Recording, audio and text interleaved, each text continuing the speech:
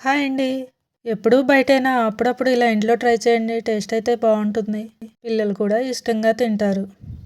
ముందుగా beans, carrot, capsicum, cabbage, onion, పచ్చిమిర్చి ఈ విధంగా సన్నగా కట్ చేసుకొని పెట్టుకున్నాక స్టవ్ వెలిగించుకొని ఒక కళాయి పెట్టుకొని 3 టేబుల్ స్పూన్ ఆయిల్ వేసుకొని ఆయిల్ హీట్ అయ్యాక 4 ఎగ్స్ వేసుకొని కొంచెం వేగాక ఈ విధంగా కలుపుకుంటూ 2 మినిట్స్ వరకు వేయించుకొని పక్కన పెట్టేసుకున్నాక అదే కళాయిలో 1 టేబుల్ స్పూన్ ఆయిల్ వేసుకొని ఆనియన్, పచ్చిమిర్చి వేసుకొని కొంచెం వేగాక కరివేపాకు, బీన్స్, క్యారెట్, క్యాబేజ్, క్యాప్సికమ్ వేసుకొని మొత్తం కలిపేసుకున్నాక 1/2 టీ స్పూన్ అల్లం వెల్లుల్లి పేస్ట్, చిటికెడు పసుపు, 1 టేబుల్ స్పూన్ కారం, 1/2 టీ స్పూన్ మసాలా పౌడర్, రుచికి సరిపడా ఉప్పు వేసుకొని మొత్తం కలిపేసుకొని మూత పెట్టుకొని 5 మినిట్స్ మగ్గించుకున్నాక 1 టేబుల్ స్పూన్ అల్లం పచ్చడి తీసుకొని కొంచెం వాటర్ పోసుకొని కలిపేసుకున్నాక వెజిటేబుల్స్ అన్నీ ఈ విధంగా వేయించుకున్నాక కలిపి పెట్టుకున్న అల్లం పచ్చడి కూడా వేసుకొని మొత్తం కలుపుకున్నాక ఉడికించుకున్న రైస్ కూడా వేసుకొని మొత్తం కలిసేలాగా కలుపుకున్నాక వేయించి పెట్టుకున్న ఎగ్ కూడా వేసుకొని కలుపుకొని కొంచెం కొత్తిమీర వేసుకొని సర్వ్ చేసుకుంటే ఎంతో టేస్టీ ఈజీ అయిన ఎగ్ ఫ్రైడ్ రైస్ రెడీ.